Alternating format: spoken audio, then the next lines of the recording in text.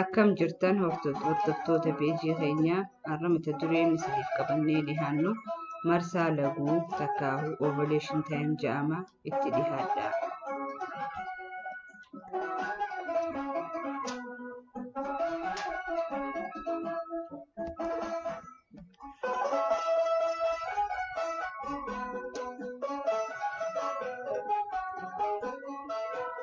Qabatiinsa ilmoo gadaameessaa keessatti haati takka yooniif ilmoo qabachuu barbaadde jijjiirama qaama isii irratti argamuun yoom ilmoon akka qabachuu dandeessu adda baafachuun ni danda'ama.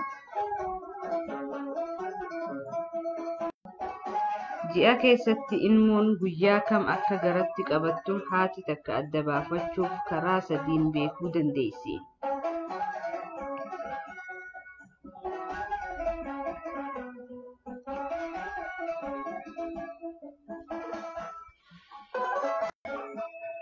Takkaffaan calendar method yookaan lakkaawwii guyyaatiin, lammaffaan basal body temperature yookaan jijjiirama ho'a qaamaatiin, sadaffaan cervical mucus method yookaan jijjiirama bishaan gadaameessaatiin.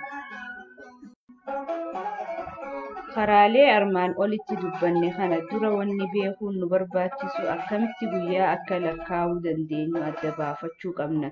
Fakkeenyaaf jiddugala dubartiin takka ji'a irraa dhiiga laguu argattu guyyaa 28 hanga 32 jidduu ta'uu qaba.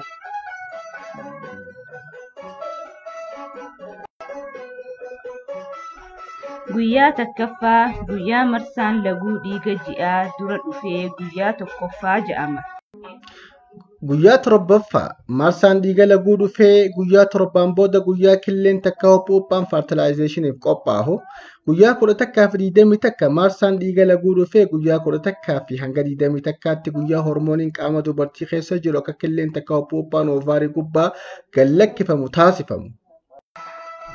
Yeroo killeen faaloopiyaan tiyuub keessaa gama gadaameessaatti gaddabru sana yooniif sanyiin qaama dhiiraa killee san cabsee seenuu danda'e, killeen fertilized kun gama gadaameessaa gad bu'ee dhaaba gadaameessaa irratti eega maxxane booda gama ilmootti guddachuu eegala. Guyyaa 28ffaa yooniif sanyiin qaama dhiiraa killee san cabsuu hin danda'in, killeen adda caccabee bahee marsaa laguu jedhama. Marsaan laguu kun akka dubartiitti wal dhaba akkasumas ji'a irraa ji'atti jijjiiramuu danda'a. Akka jiddugalaatti yooniif keenya dubartiin takka eega marsaa laguun itti dhufe guyyaa isin ilmoo qabachuu dandeessu guyyaa 11 hanga guyyaa 19 ta'uu danda'a. Eega hangana hubannee karaalee sadeen armaan olitti ilmoon ji'a keessatti guyyaa kam akka uumamtu, mallattooleen qaama dubartii irratti uumamu akkamitti akka adda baafachuun danda'amu sagantaa itti aanu keessatti nu eeggadha.